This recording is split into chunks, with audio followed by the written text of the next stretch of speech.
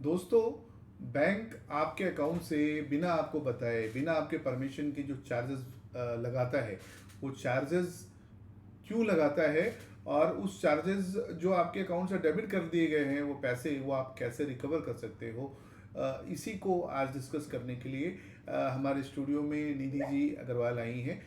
मैं सबसे पहले निधि जी को बहुत बहुत कॉन्ग्रेचुलेट करता हूँ, क्योंकि निधि जी एक बिजनेस वूमेन है और एक जागरूक बिजनेस वूमेन है, क्योंकि इन्होंने हमारे टीम से कंसल्ट किया, अपनी प्रॉब्लम्स बताई कि कैसे बैंक ने उनके अकाउंट से अलग अलग तरीके से पैसे निकाले हैं।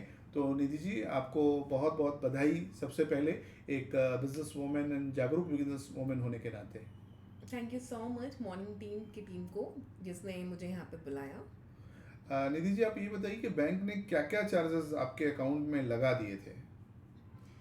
बैंक में जैसे कि एज ए बिजनेस पर्सन मेरे सेविंग अकाउंट भी है, मेरा करंट अकाउंट है, मेरे पास लोन्स हैं, मेरे को क्रेडिट कार्ड प्रोसेसिंग फ़ीस ना कह के मुझे एंड में लगाई गई है, मिनिमम बैलेंस चार्जेस कह के मेरे चार्जेस काटे गए हैं, कैश विड्रॉवल चार्जेस भी रहते हैं उस साथ में। ऐसे कई चार्जेस है जो विदाउट मेरी कंसर्न बैंक काटती है। तो दोस्तों, आज के टाइम में इस प्रॉब्लम्स को आपने भी फेस किया होगा, क्योंकि 140 करोड़ इंडियन हम लोग मोस्टली बैंक पे डिपेंड रहते हैं। या तो आपका कोई क्रेडिट कार्ड होगा, या कोई लोन होगा, कोई सेविंग अकाउंट होगा, कोई करंट अकाउंट होगा। हमें एक जगह से दूसरे जगह पैसे भेजने के लिए भी बैंक की ज़रूरत पड़ती है।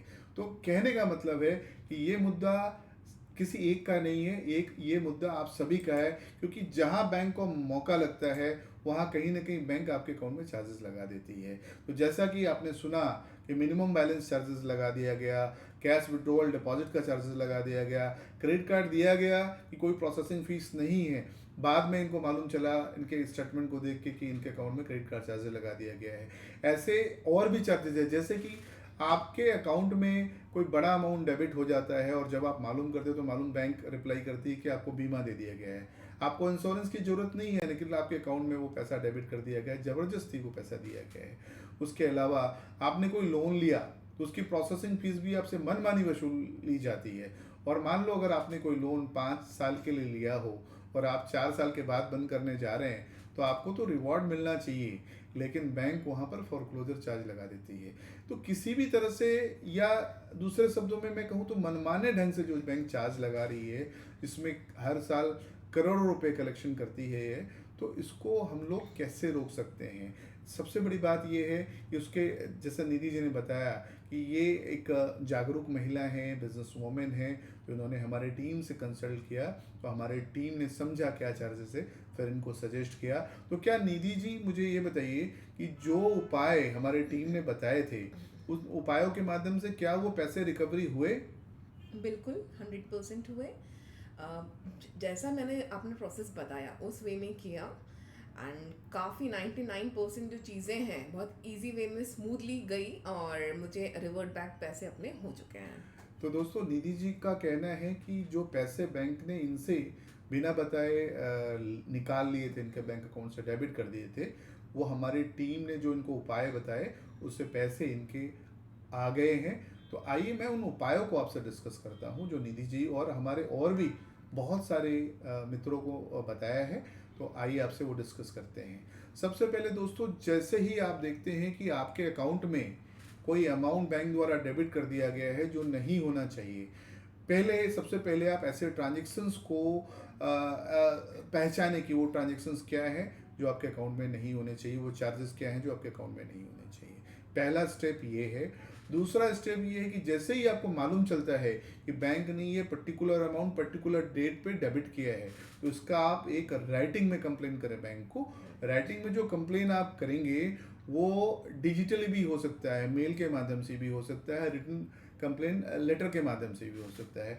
और उस कंप्लेन में उनके नोडल ऑफिसर या उनके सीनियर्स को भी आप सीसी में रखिए। उस कंप्लेन करने के बाद आपको 30 दिन तक वेट करना होगा। 30 दिन के अंदर मोस्ट ऑफ द केसेस में बैंक आपको सॉल्यूशन दे देती है।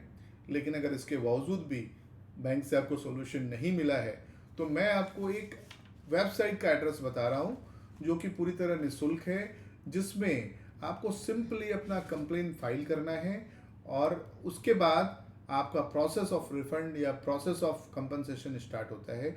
आप वो वेबसाइट का एड्रेस नोट कर सकते हैं, cms.rbi.org.in।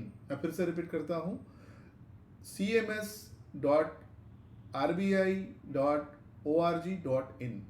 दोस्तों, जब आपने कंप्लेन बैंक की शाखा में किया, उसके सीनियर्स को नॉक किया, आपका सॉल्यूशन नहीं हुआ, 30 दिन बीत गए अगर, तब आपका ये थर्ड स्टेज आता है। आपने जो कंप्लेन बैंक को किया था 30 दिन पहले, वो कंप्लेन को आप इस विंडो में इनक्लोज करें। जो कंप्लेन आपको बतानी है आरबीआई के इस पोर्टल में बताएं। अगर आपको कोई कंपनसेशन चाहिए तो वो मेंशन करें। और जैसे ही आप कंप्लेन फाइल करते हैं, आपके रजिस्टर्ड मोबाइल पे एक एक्नॉलेजमेंट आता है, जो निधि जी को भी आया था। बिल्कुल सही। और उसके बाद जैसे ही वो कंप्लेन का रेजोल्यूशन होता है, तो उस रिस्पेक्टिव ब्रांच को, उस रिस्पेक्टिव बैंक को आरबीआई ये इंस्ट्रक्शन देती है। और मोस्ट ऑफ द केसेस में, बल्कि मैं बोलूँगा 99.99% केसेस में कस्टमर का ग्रीवेंस दूर हो जाता है। और यहाँ पे इम्पॉर्टेंट बात ये है कि अभी तक आपको वकील की ज़रूरत नहीं पड़ी है, अभी तक आपको कंप्लेन फाइल करने के लिए कोई पैसे खर्चे करने की ज़रूरत नहीं पड़ी है। आप अपने घर में बैठकर डिजिटली भी इसको फाइल कर सकते पैसे हैं। तो खर्च नहीं होते हैं, बल्कि आप कभी किसी केस में आप कंपनसेशन भी कर सकते हैं। तो दोस्तों, इसमें अगर आपको कहीं लगता है कि आप कंपनसेशन के हकदार हैं, तो आप कंपनसेशन भी फाइल करें। और जो जो डेवलपमेंट होगा, जो आपके पास में एक्नॉलेजमेंट आता है, उसमें कंप्लेन आईडी होती है, आपको मालूम भी चलेगा।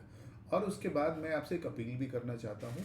ये तो थी कि जब आपके अकाउंट में पैसा डेबिट हो जाए तब आपको कैसे सॉल्यूशन मिलेगा, लेकिन इसके पहले की एक चीज़ है जो मैं आपसे एक अपील भी करना चाहता हूँ कि आप कभी भी जब बैंक अकाउंट, कोई नया अकाउंट खोलते हैं, तो किसी भी जगह जहाँ पे वो फॉर्म अगर ब्लैंक है, अगर फॉर्म पूरी तरह फिलअप किया हुआ नहीं, तो आप साइन ना करें। पहले फॉर्म को फिलअप करें पूरी तरह, जो अप्लीकेबल नहीं है उसको क्रॉस कर दें या एनए लिख दें, फिर आप उस फॉर्म पे साइन करें। दूसरी बात, अगर किसी भी तरह का एश्योरेंस या कोई कमिटमेंट बैंक का एम्प्लॉय या बैंक का कोई एजेंट आपको दे रहा है बैंक के बिहाफ में, तो आप रिटन लें। और रिटन में भी आप ये सुनिश्चित करें कि वो ऑफिशियल मेल आईडी होनी चाहिए, उसकी पर्सनल मेल आईडी नहीं होनी चाहिए। और जो अगर ऑफिशियल मेल आईडी है, तो कभी भी आपको कोई ग्रीवेंस होगी तो बैंक को आप पुट कर पाएंगे और आपका सॉल्यूशन होगा। तो दोस्तों, आपने देखा कैसे हम जागरूक रहते हुए कैसे हम अपने वेल्थ को बचा सकते हैं, कैसे बैंक की मनमानी से हम अपने आप को बचा सकते हैं। तो इसी तरह से हम फिर से आपके पास में एक नए मुद्दे को लेके आएंगे। और तब तक के लिए आप यूं ही हमारे साथ बने रहिए। मैं निधि जी को एक बार फिर से धन्यवाद देता हूं कि आप एक हाउसवाइफ भी हैं और एक बिजनेस वूमेन भी हैं, और साथ में आप एक करेजियस बिजनेस वूमेन होने के लिए मेरी पूरी टीम की तरफ से, पूरे देशवासियों की तरफ से आपको बहुत बहुत धन्यवाद। आप बहुत ही बधाई के पात्र हैं। Thank you so much. धन्यवाद दोस्तों, फिर से मिलेंगे, तब तक के लिए जय हिंद, जय भारत, वंदे मातरम।